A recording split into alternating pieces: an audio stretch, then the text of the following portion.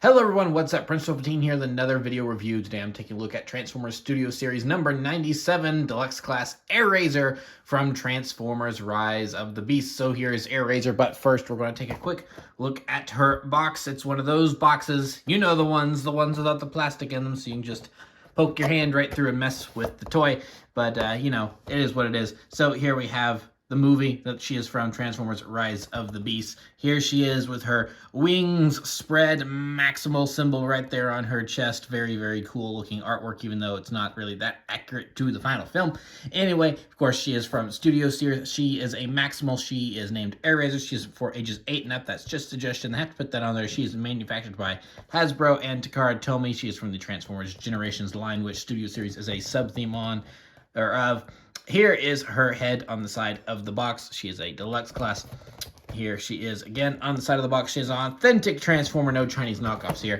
And then here we have the back of the box. So she is, of course, big screen inspired. She is from this movie, as you probably been able to tell. It's the Peruvian jungle discovery scene. She has better paint apps on the back of the box than she does in you know, her actual toy form.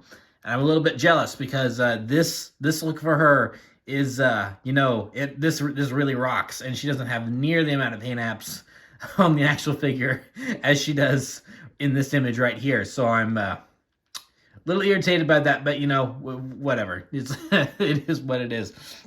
She transforms in 23 steps, and she leads the Autobots to the maximal lair. There's her backdrop. You know, you shouldn't eat plastic. It's not good for your digestive system.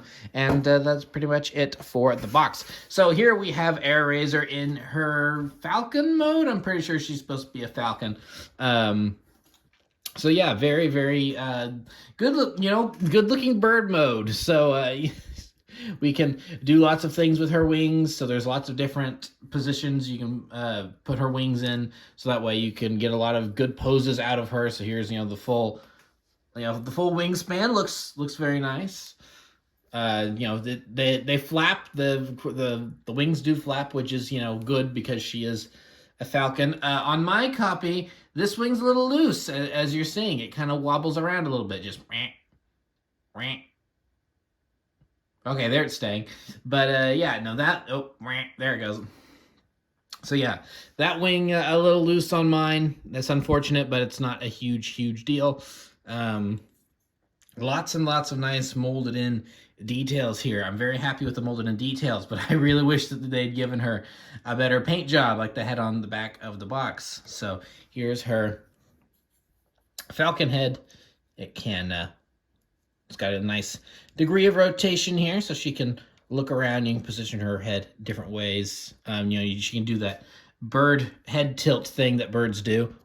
Then, if I can manage to get it, she does have a mouth that will open. But again, it's just a matter of me being able to get it with my lack of fingernails here. I don't know if I'm going to be able to get it. This is annoying. Nope.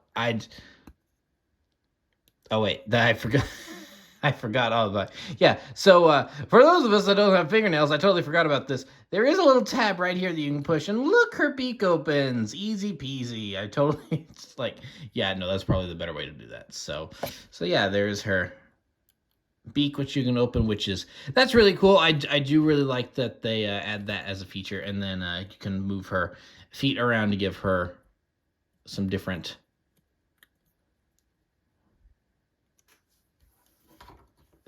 poses here. So we'll just have her be setting a little higher on her feet if it wants to work with me. Okay, there we go. That works. That's good enough. Then you can kind of, it's like kind of a nice nurturing mother hen almost with this. You know, you can get everything folded up and kerplop, but yeah. So yeah, that so lots of nice cool poses you can get her in. I'm very pleased with all the articulation she has in bird mode. So that's really cool. Her tail feathers do move up and down, so that's more for transformation. It's not exactly for transformation, but it's to help move things around.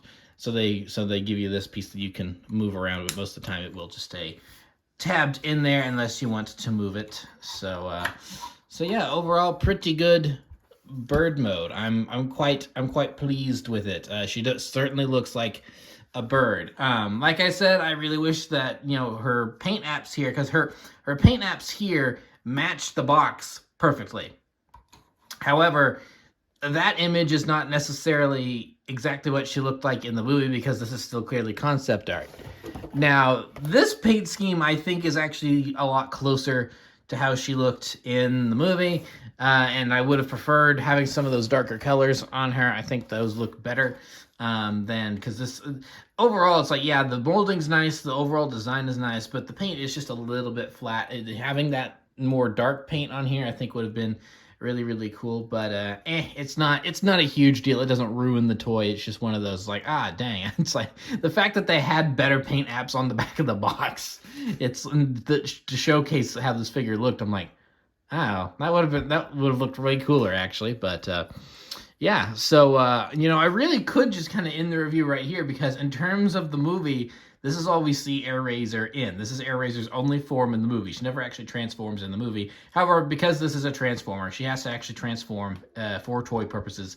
So she does have a robot mode, which we will be getting into now. So her transformation here is pretty easy, but there are kind of like one or two small little things that are like small parts and goings on here that do make her a teensy bit tricky, even though the overall thing isn't really that difficult. So we'll just go ahead and take care of the wings here, and then just for now get them folded up like so, and then we'll move on to the legs. So her legs, if you'll see that there's a little tab in there, right there, and they just tab into that hollow bit there, and then we'll just unfold her legs, twist this around, and then same thing over here.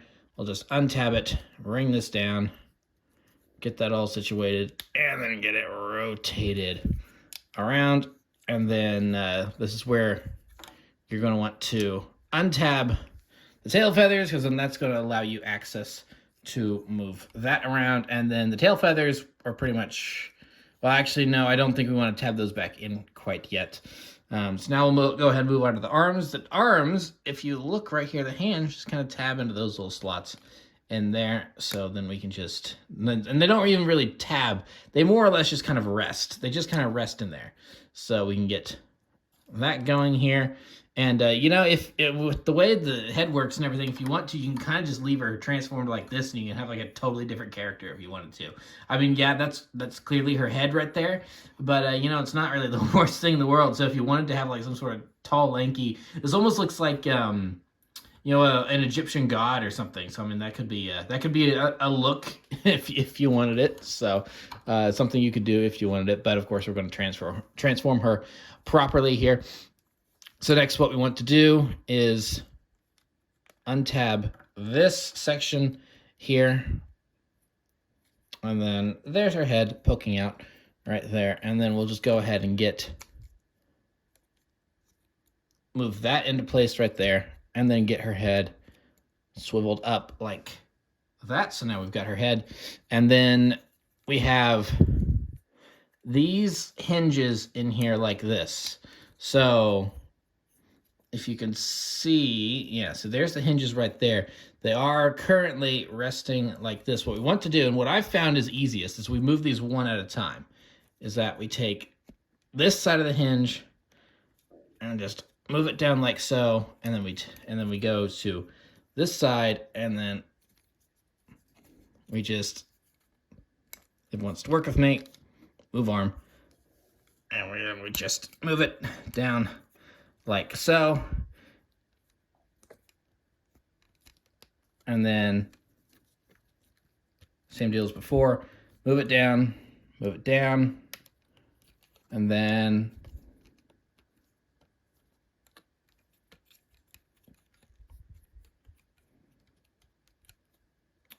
now you can see how that kind of lines up in there. And then we just bring that in like so. And then this will just tab in back here, lift the tail feathers up, and help get all of this tabbed in if it wants to go. I think I've got it. Nope, not quite. you can see that tab's wanting to go into that slot right there. I think I got it. Okay, there we are. Get the wings moved out of the way. Then we can kind of get her arms and everything situated. Move her little missiles on her arms down like so. And then we can finish up with the wings here. Now the wings are kind of optional. We'll go ahead and tab in the tail feathers back here. The wings are kind of optional. If you want to, you can kind of just leave them out like this, and that's not going to be an issue. But technically, you're supposed to get everything kind of folded in, and you could even kind of do this however you wanted, to not even completely follow the instructions here either. But this is supposed to tab in back here like so. Same thing right here. Tab that in like so. This one doesn't really want to tab in. Come on. Work with me. There we go. All right, so that's like that. All right, there we go. Now it wants to tab in. So I think we pretty much got the wings situated. Everything, I believe, is where it needs to go. So now we'll just get her arms straightened out here. Just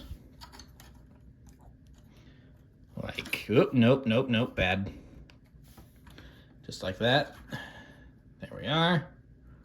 She wants to, and so she's a little back heavy when you got her wings like that, which is why I don't necessarily, for my display purposes, I don't really have her demonstrated like this, but this is kind of, as the instructions tell you to do. So yeah, there we go. Now we have Airazor in her robot mode. And overall, it is a pretty good looking robot mode. Again, lots of nice details on here that I do like. You can see like the different layered feathers and everything. Oh, actually, I did forget one thing, is that, and again, that's a personal preference thing that you can just leave if you want to, is that for robot mode, you are supposed to actually swivel her feet around like so. And then I suppose that does help with the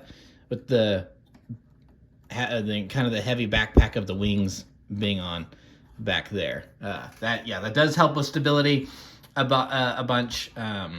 But me personally, I like to leave them tabbed in and then kind of bring these forward like this. This is another way you can do it, and that helps with the weight distribution as well, and it kind of makes it look like she has a cape.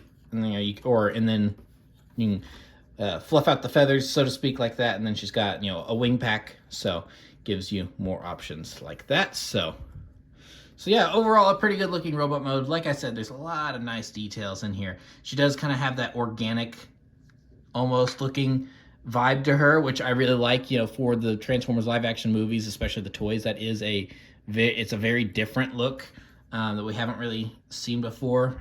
The bird head does kind of jiggle just a little bit, but that's pretty much secured in there. And so here's her face sculpt. Now, so you can kind of see it almost looks like she's got a little crown or something going on, which is picked out and painted better on the box art, but I digress.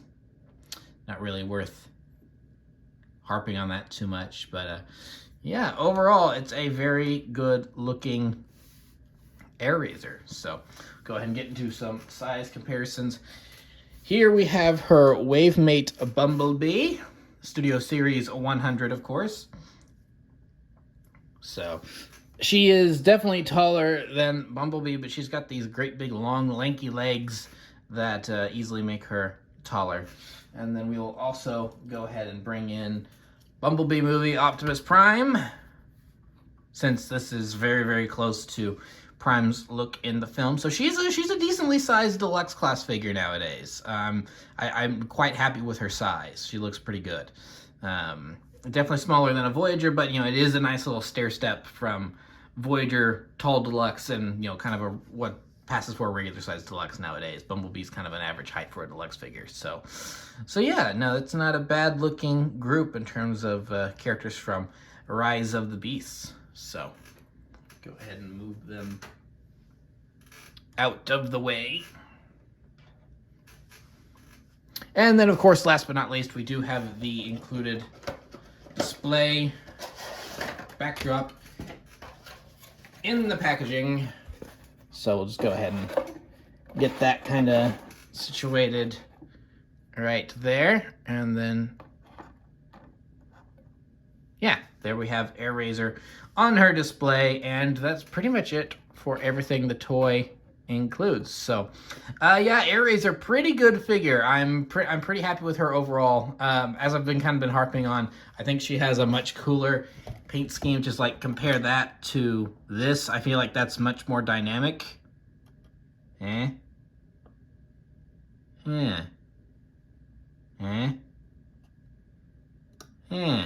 So yeah, so I kind of wish that they didn't even put that on the back of the box, because then we wouldn't even know.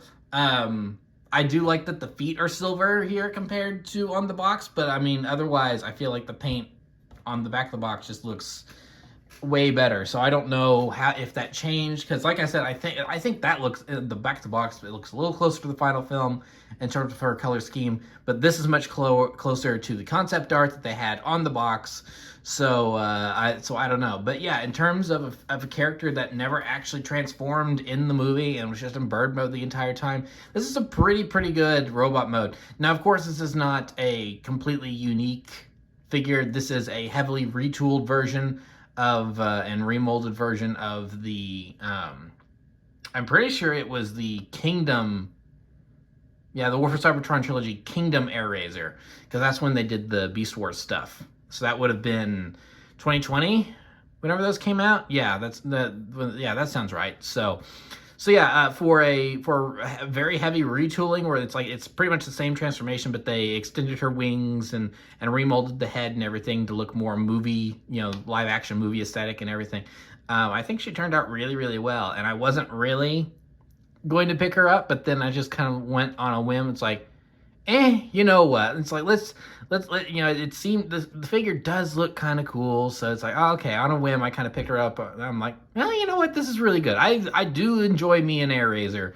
This is a pretty good Airazor figure. So I'm quite happy with kind of that impulse purchase there, and I don't think my impulses let me down there. So yeah, Airazor will not steer you wrong if you want to add her to your collection. So yeah, that's pretty much going to be it for this review. So remember to like, comment, subscribe, all that great stuff. Remember to follow me on Twitter and Instagram. Those links are in the description below, and I'll see you guys next time. Thank you so much for watching, and goodbye.